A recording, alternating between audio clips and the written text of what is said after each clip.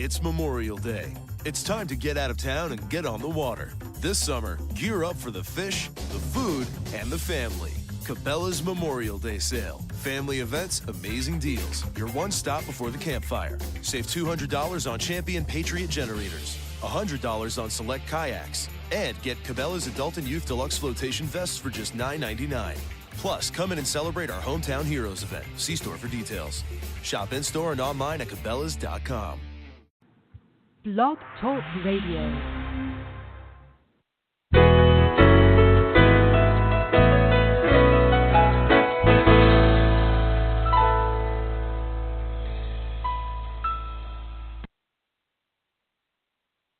Good morning, everyone. This is Johnny Tan, author of From My Mama's Kitchen, Food for the Soul, Recipes for Living. Welcome to my weekly From My Mama's Kitchen talk radio show. My guest for this morning is Paul O'Brien. He is a visionary entrepreneur, author, and philanthropic founder of the Divination Foundation. Paul and I will be discussing about his latest book, Great Decisions, Perfect Timing, Cultivating Intuitive Intelligence. The book is a manifesto for achieving happiness and success using the author's visionary decision-making principles. Good morning, Paul. Welcome to From My Mama's Kitchen Talk Radio. How are you doing this morning? I'm doing fine, Johnny, and thank you for having me on. Fantastic. It is wonderful to have you on the air with me. Great Decisions, Perfect Timing is an awesome book. It is so thorough and easy to read. The book makes perfect sense for anyone who is seeking knowledge on how to live effortlessly in life's rhythm. So congratulations, sir. Thank you very much. Please give us a quick walkthrough of your life from childhood to the present moment. Well, I grew up as the eldest of 7 children in the San Francisco area.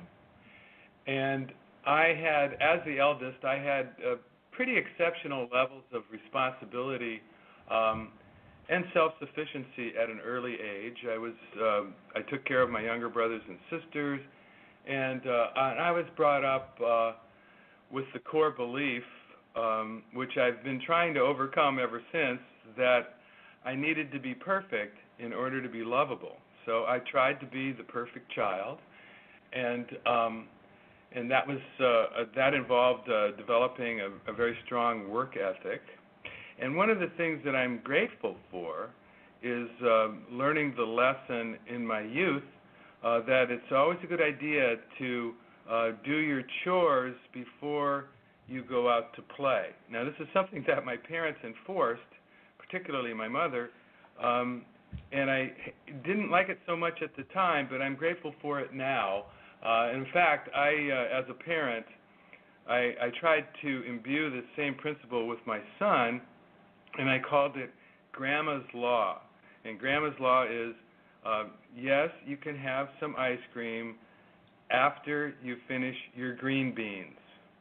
So that was Grandma's Law, and I've actually benefited from that in my life. When I was in high school, my parents made me go to an all-boys Catholic high school, and my father took me aside, and both my parents were very strict. And my father took me aside, and he informed me that I was going to be financially responsible to pay the tuition. So I worked my way through high school, and I also got a 4.0 in valedictorian and all kinds of scholarships out of high school.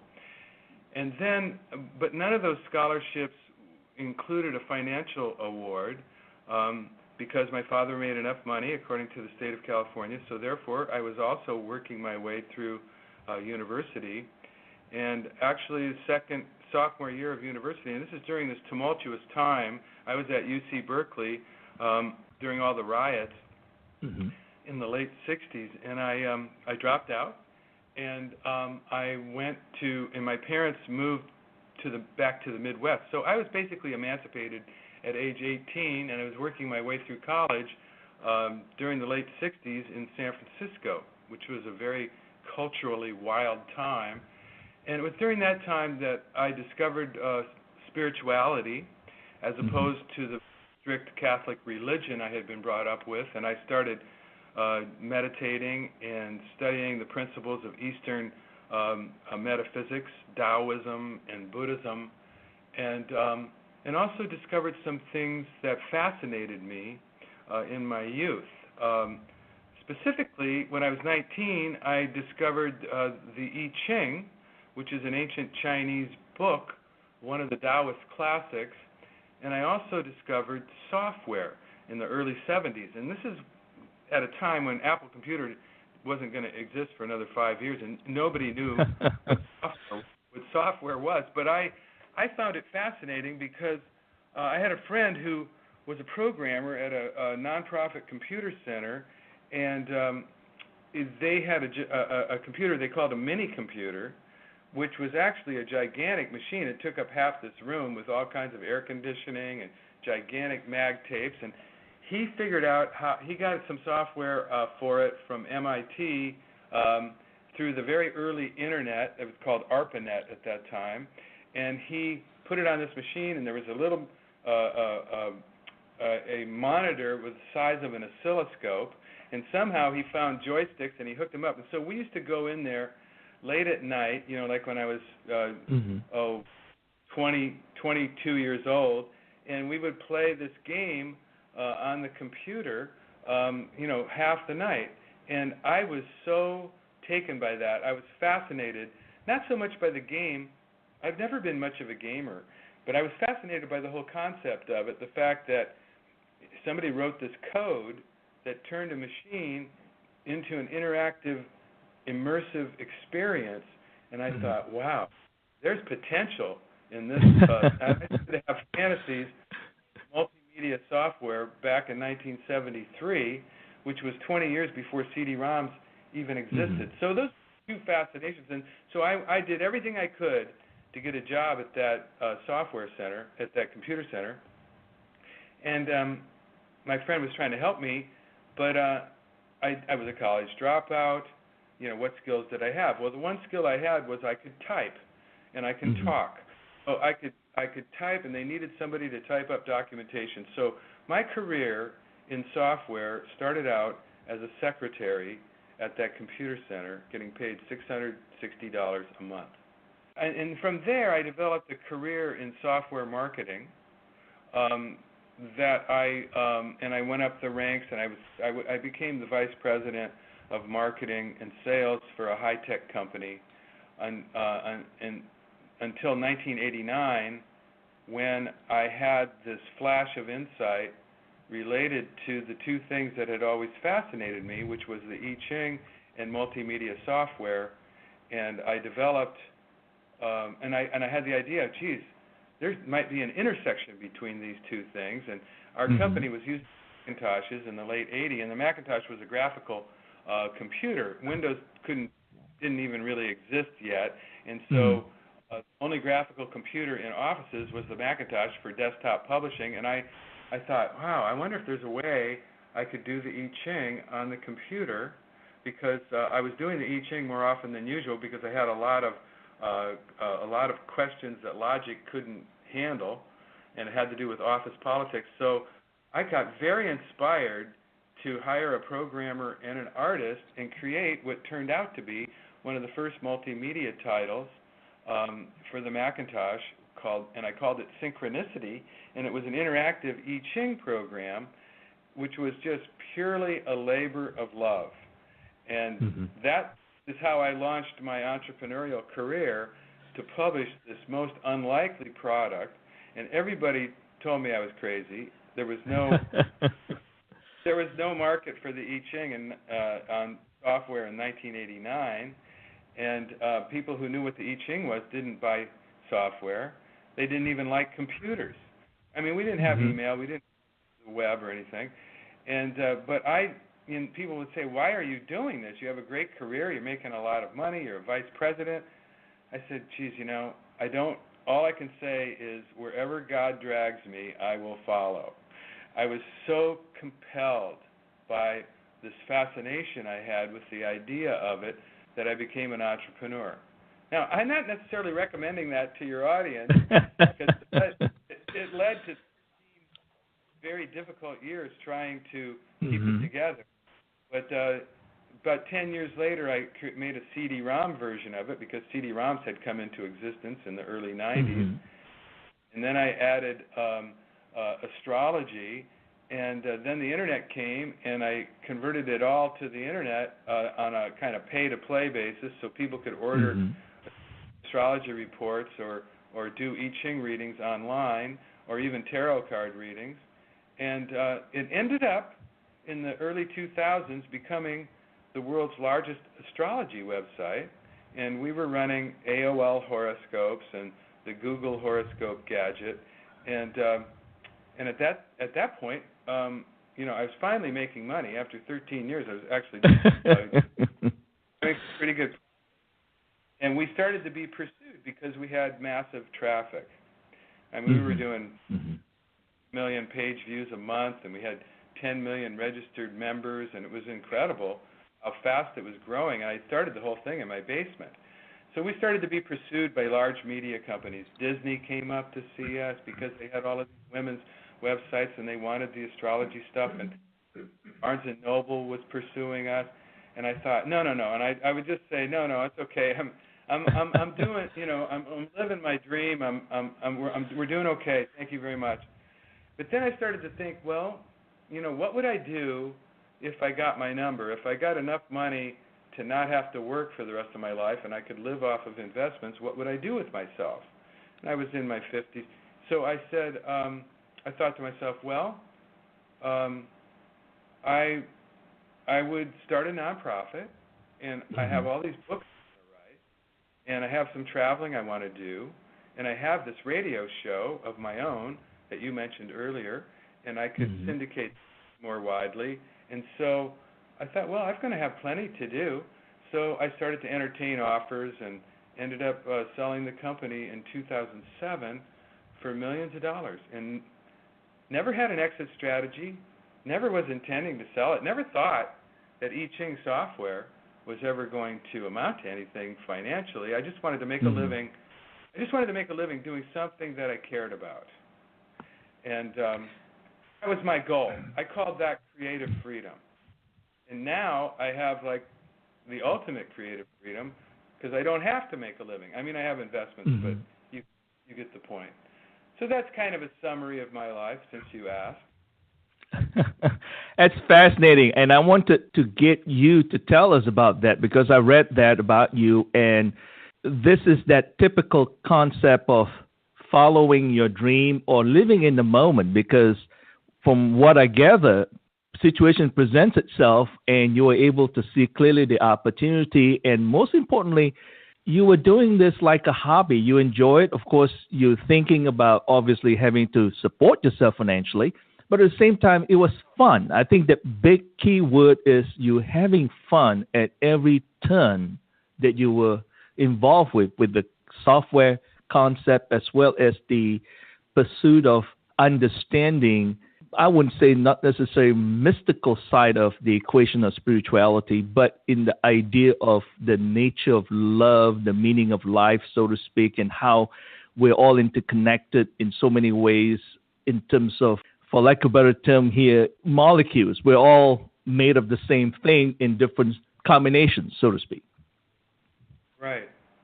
I think, in my case, what I can only sort of guess at this, but what made it work was the fact that I was leveraging things that had naturally fascinated me in my youth. I wasn't just simply looking for something interesting to do, or looking for something to invent, or I wasn't scouring the pages of Inc. magazine looking for entrepreneurial franchise opportunities. I was basically motivated. I had already developed some skills. I had been doing software marketing for 15 years, and I was pretty good at it. And I learned my core competency was direct marketing. So I had paid a lot of dues, and basically that skill, direct marketing, was what really made a huge difference in terms of the ultimate success, because when email and websites came along, I mean, that was a direct marketer's wet dream. I mean, that was right. And I knew exactly what to do. So I was in the right place at the right time with the right skill set. Now, my decision-making was ultimately proven to be good, but my timing was that good. I was 10 years of my time. And, so people say to me, oh, man, your timing was perfect. You sold the company in 2007. I say, right. Yeah, that was pretty good timing, but, the 13 years leading up to that didn't feel so good. So, I wrote a book. I wrote this book, Great Decisions, Perfect Timing, to sort of tell my story, but also to help other people discover what fascinates them and, how to be in touch with their intuition, because it really was my intuition that was telling me if I did something that I really was fascinated by, it was going to be okay. I was going to make a living. All I really wanted, that was my goal, was to make a living doing something I care about. It was a very modest goal, and I just want to encourage other people to make good decisions for their own sake, decisions that might be led by intuition like mine was. And that's a real art, learning how to do that. The book is fascinating. It's a very interesting read. And what I like about it is that it's simple to understand, number one. And number two, there are things that you talk in the book, simply it resonates, I think, with just about anybody. One of the things right off the bat when you talk about the 3 levels of decision-making we make every day. Tell us a little bit more about that, please. Well, decision-making, Johnny, is the most critical skill when it comes to success and happiness in life. And I don't think we pay enough attention to it. And in evidence of that is the fact that we will pay CEOs enormous sums of money, or politicians give them enormous power in order to do this function for the collective good. So decision-making we are each the CEO of our own life. And I don't think people understand that. People say, I want to be an entrepreneur. And I say, hey, I would like you to think of yourself as an entrepreneur right now. I don't care whether you're selling your time to a large corporation or not. You're still in charge of your own career. And that's the choice that you're making, and it might be a really good choice. Like I said, I did that for 15 years, and I learned a lot of skills, and I got supported. It was my day job, and it was very instrumental in my ultimate success. So I want to encourage people to make better decisions, because that is the executive function. That's the primary function of a leader, and I want to encourage people to be leaders in their own lives in terms of the decisions that they make. So we make thousands of decisions every day, and I divide it up into 3 categories, like you said. There's mundane decision making, like, okay, what kind of toothpaste am I going to buy out of the choices I have? Or should I go right or should I go left today? Which route should I take? These kind of decisions are not what this book is about. We make 1,000 decisions a day. We make more decisions now and more important decisions in a year than our grandparents made in 20 years. It's amazing how many choices we have. And the downside is we have too many choices. It makes decision-making that much harder. But anyway, setting aside the mundane decision-making, then you have strategic and tactical. Now, tactical decisions are basically what is the specific next best move that I can make in moving towards my strategic vision. Strategic decisions are those big ones that basically determine the direction that your life might take, or some major pivot that or change in your life, like changing careers or getting married or having children, or probably the first major strategic decision that a lot of individuals have to make is, where am I going to go to college? Until then, you don't really make a lot of strategic decisions. So my book really starts with the student stage, when a person becomes an adult, a young adult, and then the second stage is the builder-provider stage, and that's when you're in your 30s and 40s and 50s, and then the third stage, which I'm into now, is the patron or mentor stage. But in stage 1, that's when your primary strategic decision is, what do I want to try next? And I basically encourage people to try things, to job hop, to date, to not make, lifetime commitments. So getting back to your question, decision-making, particularly strategic decision-making, is the most critical skill for success and happiness, and we are not trained on how to do this. So I basically wrote this book. I would love it if Donald Trump would read this book, but I really wrote it for everybody because everybody's in the situation of being the CEO of their own life. I would say decision-making is the most critical skill, and that's what I hope people get out of the book is some support for improving at that. The book, to me, laid out a beautiful foundation from making you understand. You talk about the mundane decisions that we make, things that we don't think about, what to wear when we get up, how we're going to look like, or this and that and so forth, and then all the way to decisions that we make that will impact our lives for the next 3 to 5 years, 10, 15, 20 years, decisions that we make that would impact someone else's life that somehow we never even thought about. So as such, making great decisions during a perfect timing scenario is critical. What I enjoy about the concept that you provide is that sometimes there are times when we are trying to make certain decisions and it's very difficult because it's not quite the right timing. And you talk about in terms of the 13 years of somehow huffing and puffing, and you finally made it in some ways.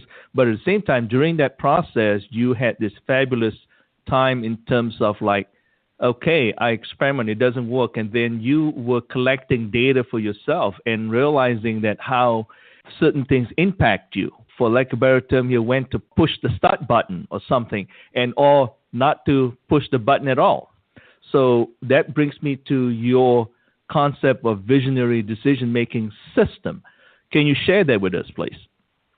Well, the whole book is about visionary decision-making, which is my term for these big decisions that people make in their lives at various different junctures. And the visionary decision-making approach starts with self-knowledge and becoming familiar with what fascinates you, like I said before. Also becoming familiar with what kind of beliefs do you have right now. I mean, people are amazingly ignorant about their own beliefs. There's so many things that we believe subconsciously that we're not even aware of that really have an impact on our life. In fact, in the book, I've got one chapter called Belief Engineering, which is about that. And so, like for instance, I said earlier, I adopted a core belief that I needed to be perfect in order to be lovable. Well, nobody actually told me that. That was the conclusion my 2-year-old or 3-year-old mind came to based on its interpretation of the way I was being parented.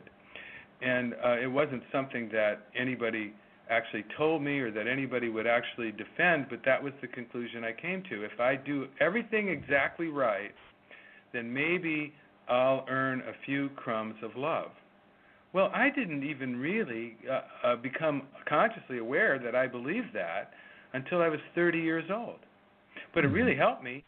It really helped me grow up. It really helped me realize, oh my God, there is these beliefs inside of me that I'm not even aware of that are actually limiting me and getting in my way. So the whole visionary decision-making possibility starts with self-knowledge and becoming aware of not only what fascinates you, but what's holding you back in terms of beliefs that you don't even know you have. And so it all starts with that.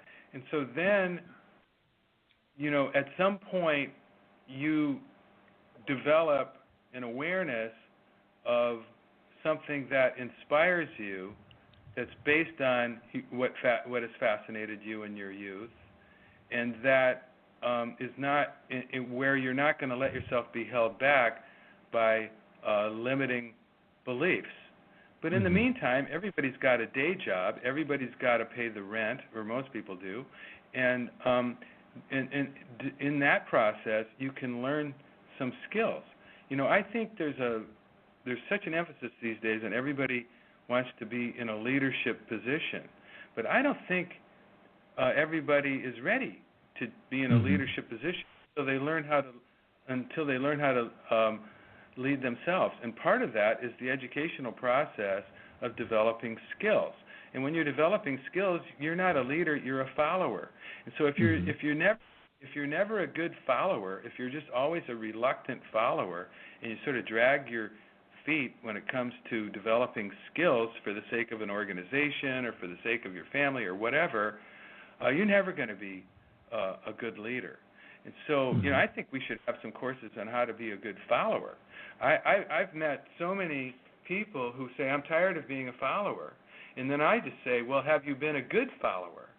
Now, in my case, I was always,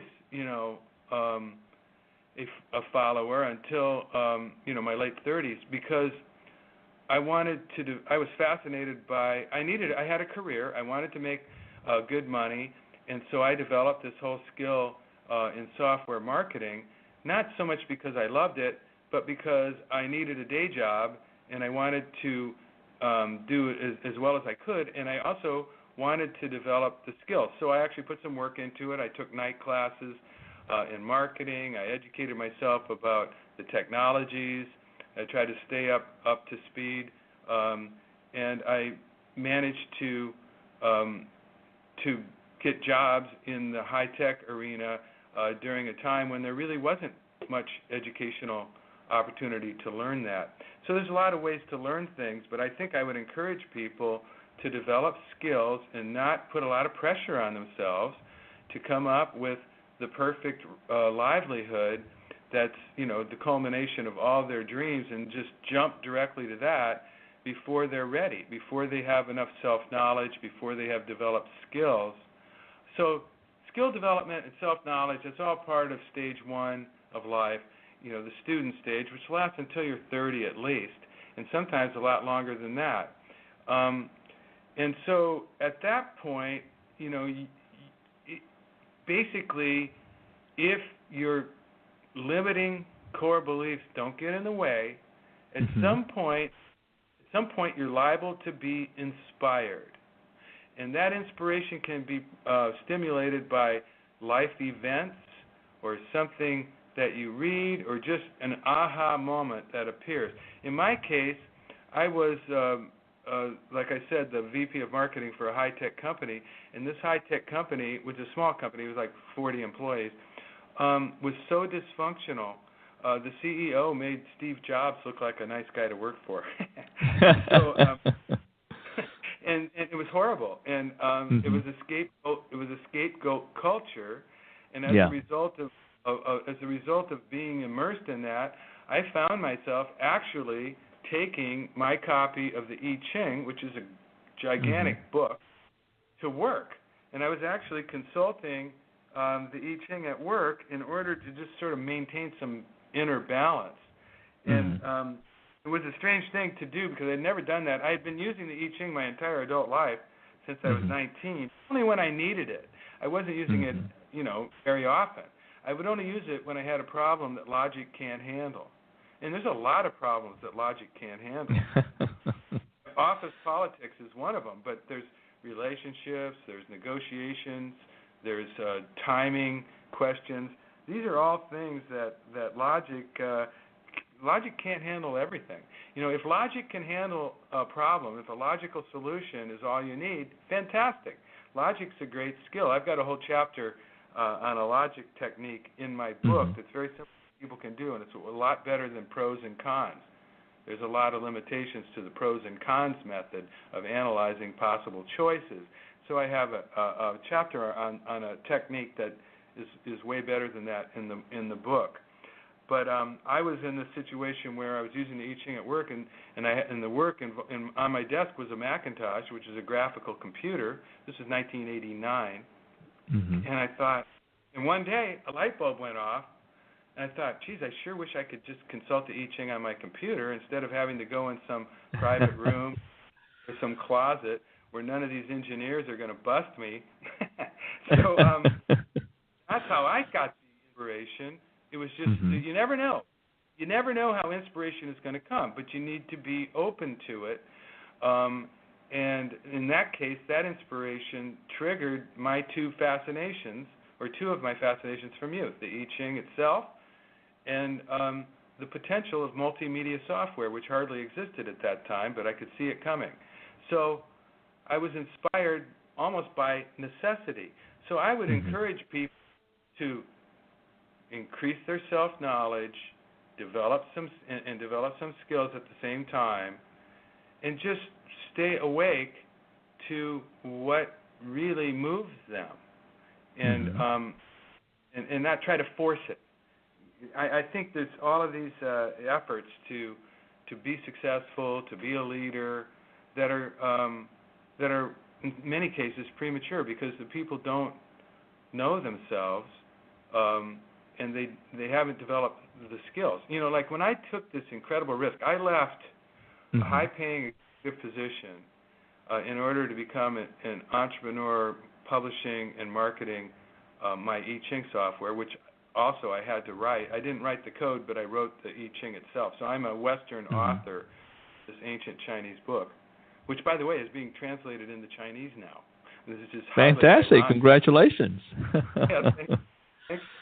But I left a secure, high-paying position in a growing industry in order to do this crazy thing I loved, but I had a safety net, Johnny. My safety net was those skills I had developed. I had faith that if I failed, if this was a dumb business idea, which in many ways it was, that I could go back, I could get a job in software marketing fairly readily. And I mean, so I had these skills to fall back on that made it easier for me to take this 110% risk, which I did. And there were so many times in the next 13 years where I was teetering on the brink of bankruptcy. The company actually went bankrupt in '93 under the influence of some managers that I had hired because we had started to do more mainstream stuff. The I Ching market wasn't big enough, so I started doing time management. But anyway, so I would encourage people to develop their self-knowledge,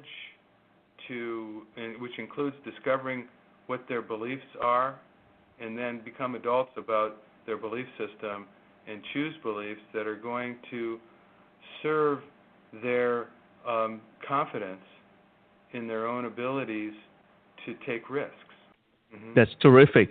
One of the things you brought up at the very beginning of the conversation was about leadership and being a follower. I speak about leadership and I've been in positions of leaderships and so forth, and so as you as an entrepreneur, obviously. I think we both concur the fact that to be an effective leader, you got to learn how to follow. And are you following with anticipation to learn, or are you just following, putting in the time? And that's where that's a difference. If you are following in anticipation to learn, that's when you acquire skills. I just want to bring that up because I think that's very, very important. And all leaders, very effective leaders, are excellent followers at one time in their life. Right. Exactly. You know, being a good follower is not doing the least amount of work for the most amount of reward. Precisely. Being a good follower is developing skills and contributing to the greater good, whether it's the profits of the company or the mission of the company or just the greater good of society. I mean, in Buddhism, they have a concept called right livelihood. And right livelihood is a largely misunderstood concept. A lot of people think that it must mean finding a career or a livelihood that is going to fulfill you, make you happy, etc. But no, what it really means is making a living doing something that doesn't harm anyone. So in the concept of right livelihood, that would prohibit, selling weapons or encouraging, being in the arms industry, or any livelihood where it brings harm to anyone. But as long as it doesn't bring harm to anyone, it's perfectly fine. And like I said before, everyone needs a day job. So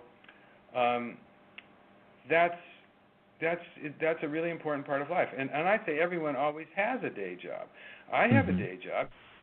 You would think with the creative freedom I have, where I don't have budgets, I don't have deadlines, I don't have to report to anybody, I can decide to do whatever I want to do. And I run a nonprofit, and that's a day job, but that's a completely voluntary day job. It doesn't pay me anything. I'm not looking to it for that. The Divination Foundation basically it syndicates my radio show into a podcast called Pathways, and it publishes my books, and we have a blog and other educational materials, and we have an app. We have an I Ching app called the Visionary I Ching for smartphones. So this is what my Divination Foundation does. It doesn't pay me anything. All the proceeds from the books and the app, etc., just go back into doing good works through this nonprofit. But my real day job is I have investments, and once a month I meet, maybe twice a month, I meet with my virtual CFO, which is the firm that manages my assets, and that recommends investments to me, and I make this. And what do? I make decisions. So my day job is to make decisions and sign off on investments once a month. Okay, but I have to pay taxes, so I still have a day job. Yes. Even though I'm basically retired or semi-retired, but everybody has a day job. Britney Spears, you think, well, you get to this level of artistry or this level of fame, and then you can just excel at your art and you don't have to do anything else. But that's ridiculous. She's got managers that she has to manage. She's got an organization that she's responsible for. She's got to make executive decisions. That's her day job, and I don't think she probably loves it. But it's something, everybody's got to have a day job no matter what. There's a day job part of life, and it's important. But it doesn't have to be perfect. I don't enjoy paying taxes any more than anybody. I don't enjoy making stressful decisions any more than anybody. It's just my responsibility as the CEO of my own life. It's the day job component of what I do. Now, I have more creative freedom than most people, but that's something that I've, over time, by taking risks, but everybody's got some creative freedom. Nobody's working, 100 hours a week. Right. So finding that balance relative to your lot in life, that's kind of the secret, and having a positive attitude about your day job. Like, for instance, my day job is to make investment decisions. Okay, so I actually put some effort into studying that field and learning how to have an intelligent conversation with my financial manager so that I can make better decisions. So I do some homework too. That's part of my day job too. And that's what I'm talking about with skill development. Whatever we're doing, we can become good at it, or we can drag our feet and say, I'm going to do the least amount of work, and I'm going to let my financial manager make decisions for me, and then I'm going to blame him if anything goes wrong. We have to be an engaging participant in anything that we do. We can't outsource certain things in life. We have to be a master of our own life. And that comes back to the concept, again, of great decisions, perfect timing. And what fuels that, basically, is the ability to cultivate intuitive intelligence. What is intuitive intelligence? Well, it's basically learning how to access your intuition. There are a lot of forms of intelligence. There's, the rational intelligence, the intellect. There's emotional intelligence. There's social intelligence. And intuitive intelligence is basically learning how to tap into what has been called the sixth sense for 1,000 years. And basically, if you think of the five senses, I like to use the analogy, if you look at the palm of your hand and spread your fingers out, the palm of your hand is your mind. And these five fingers are the five senses, and they're like huge antennae that are pulling in information or that are receiving information. The visual sense is the biggest one, and then the auditory, the kinesthetic, etc. But imagine there's this dinky little sixth finger, which is the intuition, the sixth sense. And it's also capable of receiving information, but it's a very fine signal. It's like you remember the old ham radios back in the day, 50 years ago, and when we were kids, we would try to find some signal from Singapore or somewhere, some really faint, and it was completely occluded by static. Well, that's kind of the way, and you had to dial it very carefully. It was a very fine, subtle signal surrounded by noise. Well, the noise are these five senses, and sometimes we have to learn, and the skill of tapping into intuitive intelligence is learning how to quiet the five senses, like meditation, and give that little antenna a chance, ourselves a chance to perceive the signals that are coming in, because they're coming in all the time, but we can't hear them because the system is so drowned out by noise. And then another factor is our emotions, our strong feelings, and our emotional biases, fear and greed and things like that, especially fear. It's sort of like there's this little cement containment dome on top of that sixth sense. So not only do you have all this noise to compete with, you've got these obstacles in terms of the strong feelings that get in the way of intuitive reception. And what is intuition? Well, this is an open question. A lot of books have been written on it. I like to think of it as a higher form of pattern recognition. In other words, we can perceive the connections between things even though we can't see all the dots. We can connect the dots even though they're spread out very widely sometimes because we're looking at the really big picture. So intuition is the sense that can perceive the really big picture, but it perceives it with only relative clarity. And it comes to us in the form of we could have a vision. Some people hear things, but most often it's in the form of a feeling, and we call that a gut feeling. But this brings up an obstacle. I already said that one obstacle is our strong feelings, like the strongest feelings are fear or anger or jealousy or something like that. And strong feelings are not. Intuition never comes in the form of a strong feeling. And in the book, I talk about what I call O'Brien's Law. The stronger the feeling, the less you can trust it as a basis for a good decision. And this really gets people, they because most people think, well, the stronger the feeling, the more I should go with it. Right.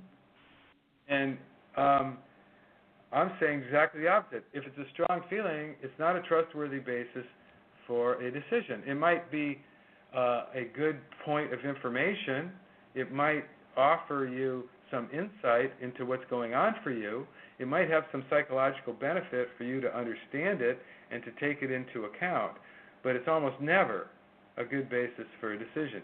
Intuition comes in the form of a very quiet and subtle feeling, if it's coming in the form of a feeling.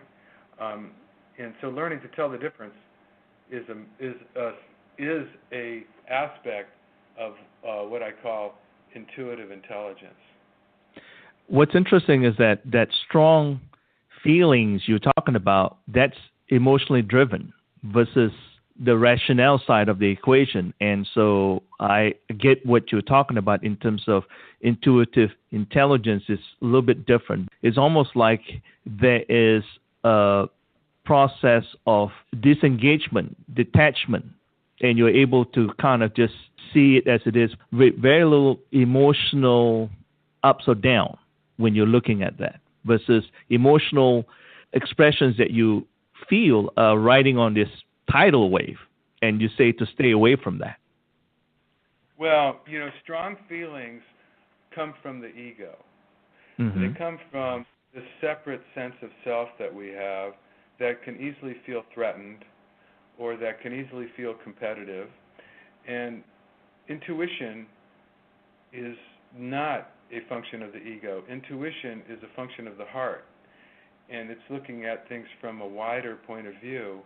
And one of the tests that you can use to differentiate between the two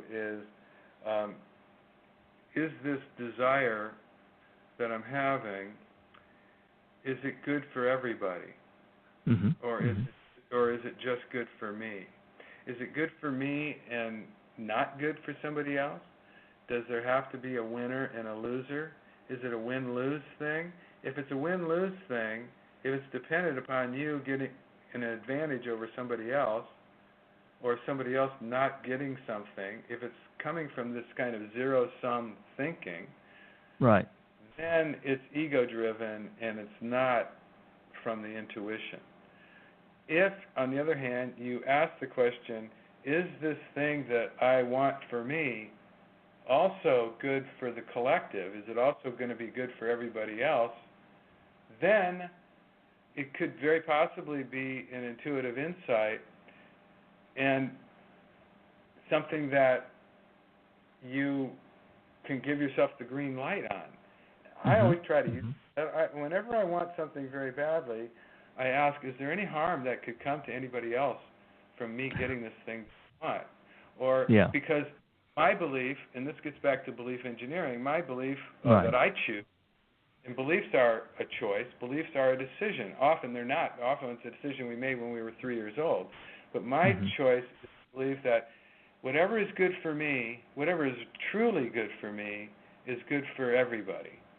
And if it's not good for everybody, it's not truly good for me, because we're all interconnected. So that's a criterion that I use to tell the difference between an intuitive insight and an ego-driven feeling. Is that how logic works with intuition? Well, logic should support intuition when it comes to visionary decisions. Logic's important. It can provide a filter. Basically, logic can help us decide, that's definitely not a good idea. Yeah, logic can use the criteria, is it good for everybody? That's a logical question. And so that's a good way for logic to filter out choices right off the bat that you don't even have to think about, and sort of through the process of elimination, narrow things down to the 2 or 3 options that you have that might be good for you and might be good for everybody. So logic is an important part of the visionary decision-making system, and logic can help with the first question of the decision-making process. There's 2 questions that you have to answer to make a strategic decision. The first one is the what question, and the what question is, what is the best next move I could make? So imagine you're playing chess or you're playing Go or some strategy game like that. You can think a few moves ahead, and maybe you've got more than one good move that you could possibly make, and so you answer the question, what's the best next move? That's the what question. Then in that one, logic can really help a lot. Then you have the when question. And when should I make it? How soon should I make it? That's the timing question. Well, the timing question is almost entirely intuitive. There's no way you can analyze that. If people could analyze the timing question and come up with great answers, people would be making a killing on the stock market all the time. So that's true. Intuition is really what has to drive those kind of questions, because timing is a decision too, and it's a intuitive decision. So you have so logic helps with the what question, but it doesn't help very much with the when question. Very true. question. And speaking of intuitive issues, when we have an intuitive insight, considering all the obstacles, considering all the noise, considering that we're bombarded with information on all fronts, and then considering that there's all of these emotional factors that are also driving us, and there's this thing called confirmation bias, which states that we believe what we want to believe, and we're more inclined to believe what our ego wants us to believe. So we're going to only look at evidence that confirms what we already want to believe. So most people, or a lot of people, are not very open-minded. They just, believe what they want to believe. And in the face of these kind of obstacles, all the noise and all of the biases and all of the emotional obstacles, it's practically a miracle to have an intuitive insight these days. And it really takes a lot of work. That's why the whole second part of the book, Great Decisions, Perfect Timing, is about how to let go of the obstacles in order to access intuitive intelligence. It's not easy, but everybody's got intuitive intelligence, and everybody can improve their access to it. The irony is that intuition is hardest to access when you need it the most. Because when you need it the most, you're usually pretty emotional. You're worried about something, or you're afraid of something, or you're have this craving for something, and it sort of takes over. That's when you're most likely to make a bad decision and set yourself back. That's when you need to access your intuition, and most people don't know how to do that. So that was the main reason I wrote the book. You wrote something very interesting in the book on page 122. It's about creative manifestation treatment. You walk people through the concept of these are some things that you have to tell yourself in order to create something within yourself. I love step one because you have to recognize and acknowledge the creative power that one has. And then as you identify with the creative power, you have to declare it, obviously. Step 4, being thankful. Step 5, being able to release and not to worry and interfere. Step 6 is being an emotional magnetization. I'm letting myself feel the presence as you declare it. And then step 7 is action steps. I think the biggest challenge in everyone is the action steps. What are your thoughts about that? Well, it's interesting that you point that out, because this manifestation meditation that I developed with the 7 steps is an extension of the law of attraction, which was popularized by The Secret. And by the way, for anybody who wants it, you can access this creative manifestation template on the divination.com website under the resources section. And I put it there in a way that people can download it as a text file and then customize it for themselves relative to whatever it is they're trying to attract to themselves, or whatever it is that they want. Well, and that's a very useful tool. I'm glad you brought that up, and it's available for free. It's in the book, but it's also on the website in a form that you can download. The first 5 steps were actually developed in the 1930s by Ernest Holmes, who was the founder of religious science, which is a form of Christianity, a New Thought Christianity. And he called it scientific prayer. And basically, it's acknowledging creative power. It starts out acknowledging creative power. It's very similar in the sense to the 12-step program, where we acknowledge a higher power. And we realize that we're not all powerful, that we need the help of a higher power. But the manifestation process it acknowledges and recognizes that higher power, and then it aligns yourself with that higher power. So in other words, the higher power, or God, or creative power, whatever you want to call it, is there for us all the time. It's a creative resource. I write about this in the book. Carl Jung called it the collective unconscious. What I'm saying is, if you want to be successful as an entrepreneur or at any enterprise, you really need a high level of resourcefulness. Now, this resourcefulness, of course, you could have financial resources. That helps. A lot of times people squander that. But even more important than financial resources is your own creativity, your own sense of timing, and your skills. This creative resource that's out there for all of us, you could think of it as something that's in the cloud. Like we have smartphones and computers, and they store things in the cloud, and then we can go to the cloud and we can download things when we need them. You can think of this creative power as being out there as being there for us all the time. I used to say when I was a bootstrap entrepreneur, people would say, "Do you have a backer?"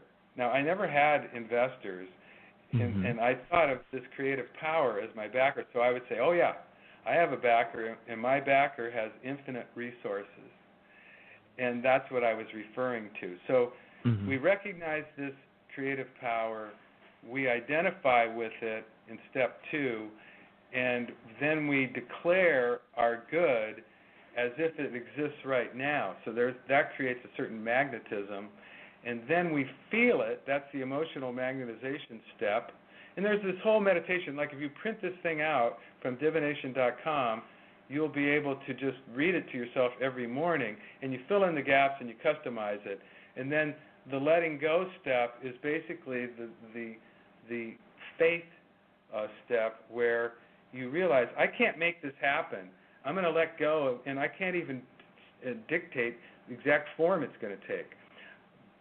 And I'm open to it unfolding in my life. And then step 6 is where the rubber meets the road, and I invented step 6 and step 7.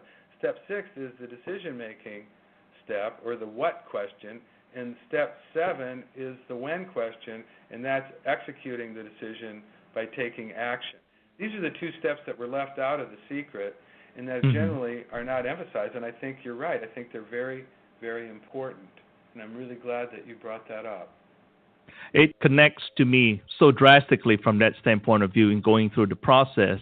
And that's why I was saying, like, this book is really fascinating for people that really want to improve themselves and accomplish what they want to do.